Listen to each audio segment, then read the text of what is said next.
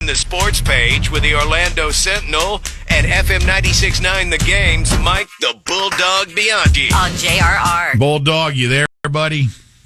The dog is here. The sports page brought to you by Florida Center for Hormones and Wellness. If you want to look good and feel good while improving your energy level and your sex drive, I can tell you personally that Florida Center for Hormones and Wellness will make you feel like a younger version of yourself. Check them out at hormonesandwellness.com/bulldog. We saw the dog yesterday, and you were looking good. No kissing or anything like that. No gay, but I mean, yeah, you look solid, dude.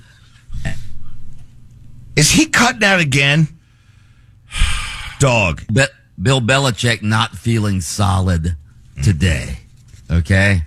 6-time Super Bowl winning coach is not a first ballot Hall of Famer. Failed to receive the adequate number of votes to get into the Hall of Fame. What do you guys think about this? Ridiculous. Yeah. I'm going to take a different tact here. Come All on. right, Bulldog. No. Listen to me here.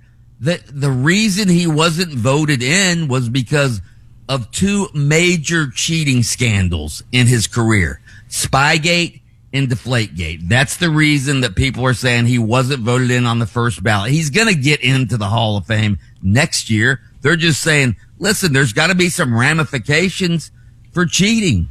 And he cheated. That was a big deal, Spygate. He was spying on the other team before the Super Bowl. New England had to forfeit its first-round draft pick. Belichick got fined $500,000 at the time, which, again, that was a long time ago. That was a lot of money back then. The NFL hammered them for cheating. So you guys think there should be no ramifications for cheating? Well, he was already penalized. You just said it yourself. Good point, Taco. Okay, he was already penalized, but why can't the Hall of Fame committee say, listen, his career of 6 Super Bowls, yeah, that's great, but he also had he also tarnished the game. Why not, as part of the punishment process, say you're not eligible for the Hall of Fame until X number of years after your last game in the NFL? What now? Say that again? Why not, during the penalty process for the cheating, make prohibition from the Hall of Fame in your first or second year, part of it. You could do that. Again, what bothers me is nobody's willing to admit why they excluded him. Like Bill Polian is the guy who's Bill Polian, the former GM of the Indianapolis Colts, who is a Hall of Famer. People are pointing to him as saying he's the guy who brought it up. Maybe we shouldn't let him in. And the ESPN yesterday, and he goes, well, I don't remember if I voted for him or not. So come on.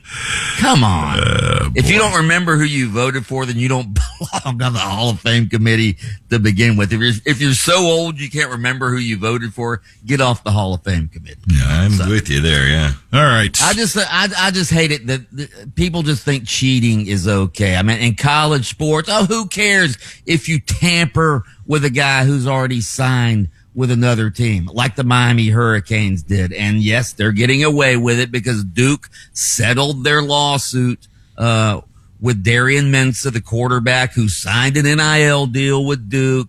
But Miami comes calling, and so he wants to get out of his contract. And it looks like he had to at least buy out of his contract.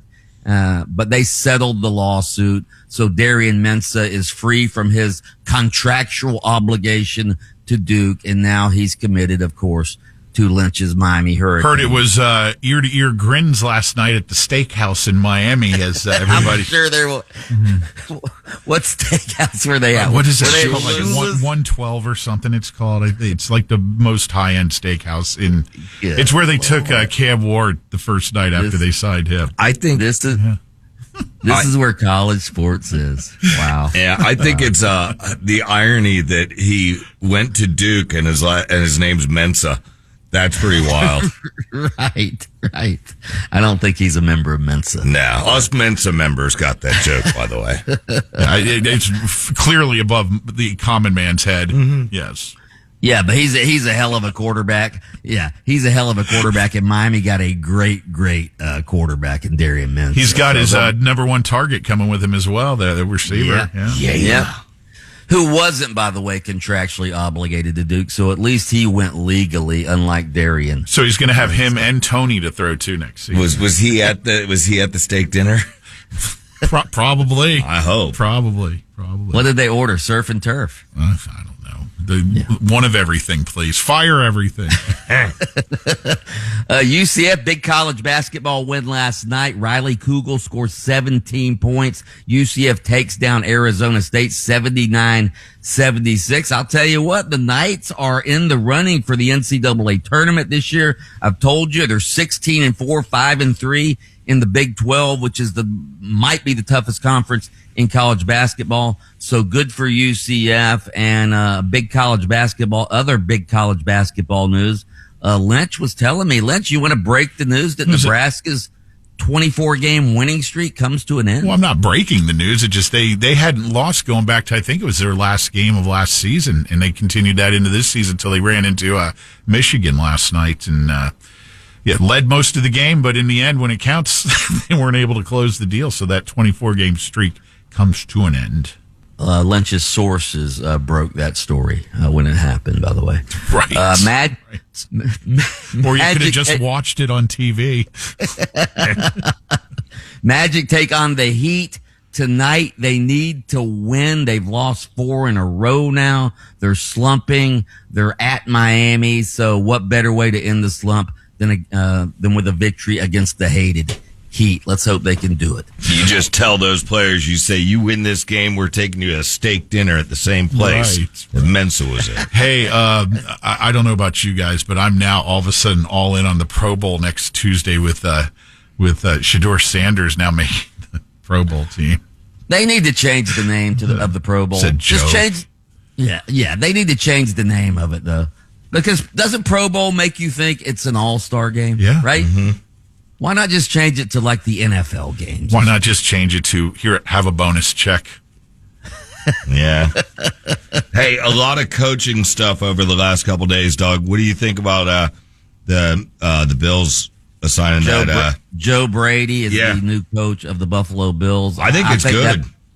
I think that burning sensation in Sean McDermott's back was the knife that Joe Brady stuck into it, so he could get the head coaching job. Yeah, Joe Brady, the offensive coordinator, promoted the head coach to replace Sean McDermott.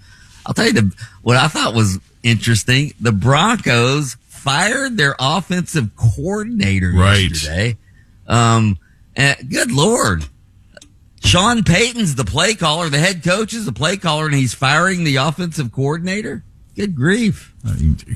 Dude, your starting quarterback had a broken ankle the week before that. Well, come on, man. You have a blizzard in the second half, and you're going to throw this guy under the bus. Right. Yeah. Joe Lombardi. How do you fire a guy named Lombardi? Right. Huh?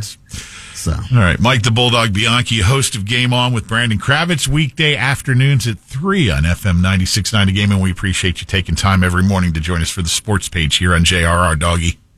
Happy birthday to the great Brian Downey, the drummer for Thin Lizzy. The boys are back in town. The boys are back. The boys are back. Hoo, hoo. Hit talk.